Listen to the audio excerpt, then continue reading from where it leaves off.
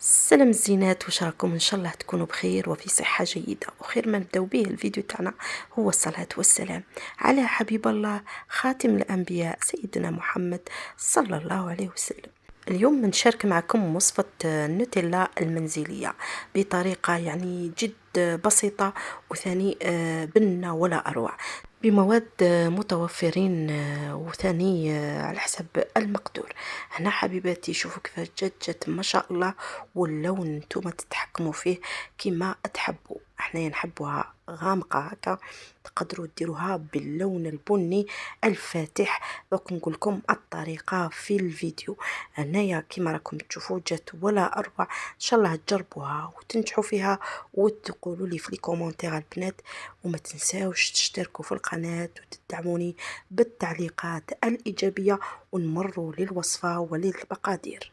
هذا هما كامل مقادير الوصفة، كونوا منظمين وجيبوا صوالحكم قدامكم هكا باش ما تتعبوش في الوصفة. هنا نبداو في المقادير. كأس حليب مجفف ولا لحظة، كأس نتاع السكر حبيبات، كاس ماء، 4 ملاعق كبار كاكاو بني، كأس زيت، رشة الملح وعطر البندق. عندي شوكولا نوعية مليحة باش تعطيكم الذوق، هذه اختيارية. عندي جلوكوز اختياري نصف ملعقة اللي كنت صنعته معكم في فيديوهات سابقة، دوك نحط لكم الرابط في صندوق الوصف. نبداو في طريقة التحضير. نجيبوا الشوكولا النوعية اللي تحبوها والقول اللي تحبوه، نذوبوها على حمام مائي. هذا الشوكولا فقط للذوق وتعزز لكم الجو تاع النوتيلا. هنا حبيباتي عندكم الامكانيات ديروا الشوكولا، ما عندكمش تقدروا تستغناو عليها تماما. نمروا للوصفه.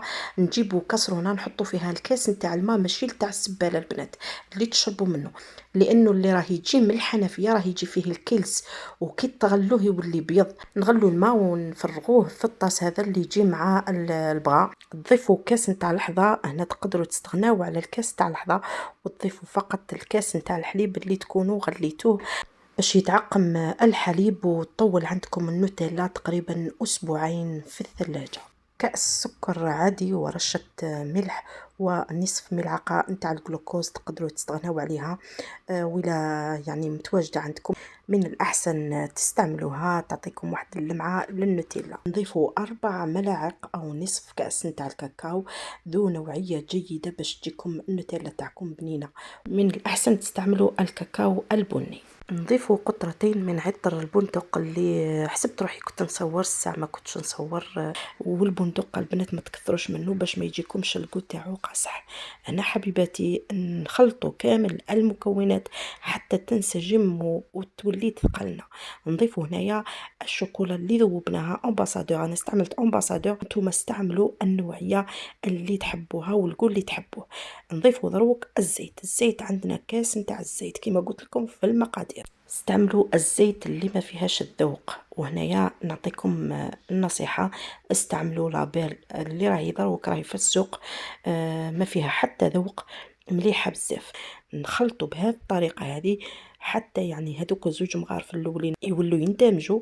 من بعد نزيدوا نضيفوا ثاني مغارف واحد اخرين حتى يعني تشوفوها راهي بدات ثقلت. الزيت تفرغوا في الاول غير بشويه، من بعدها تولوا تفرغوا كامل الكميه باش هكا تثقل لكم البنات. هنا تخدموها كيما لا مايونيز. باش تنجح لكم لازم كي تفرغوا الزيت تحطوا هذا البغاف في قاع الوعاء. لازم تخلطوا بهذه الطريقه هذه باش تثقل لكم وتجيكم مليحه. هذه شوفوا البنات كيفاش راهي ثقالت حتى وليت يترفد معايا كامل الوعاء. شوفوا جات ثقيله الله الله وجات بنينه ما شاء الله. والله يا البنات صدقوني خير من المشريه. هايله بالبزاف. شوفوا كيفاش جات ما شاء الله. هنايا انتوما تتحكموا في اللون نتاع النوتيلا تاعكم. تحبوا ديروها كلير يعني ما تكثروش الكاكاو، احنا نحبوها هكا على بها درتها بهذا اللون.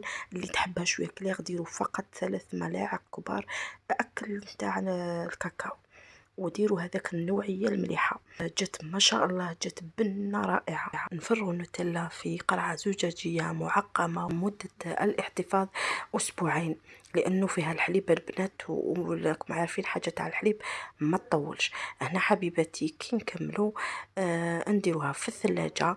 كما راكم تشوفوا راهي تبان سائله ولكنها مازالت سخونه.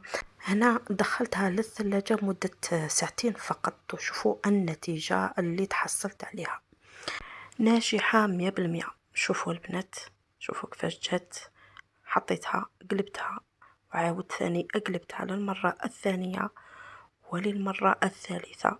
شوف قعدت كيما راها ما تحركتش خلاص. نتيجة جد رائعة، والوصفة ناجحة 100%.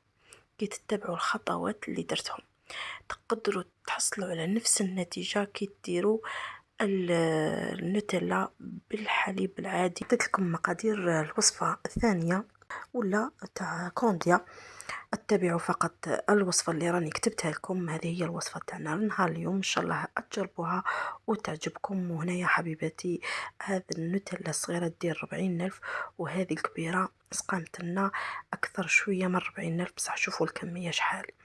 باش نقول لكم البنات وصفة ناجحة 100%. ان شاء الله تجربوا الوصفتين ناجحتين، راني كتبت لكم واحدة في الاخير، ودوك نحط لكم في صندوق الوصف كل الشرح تاع الوصفات كامل. ان شاء الله تجربوا الوصفة وتنجحوا فيها. ونقول كل واحدة دخلت القناة نقولها مرحبا بك، واللي مازال ما اشتركتش نقولها اشترك في القناة، شغلي زر الجرس لكي يصلك كل جديد. دمتم اوفياء، والى اللقاء في فيديو قادم ان شاء الله.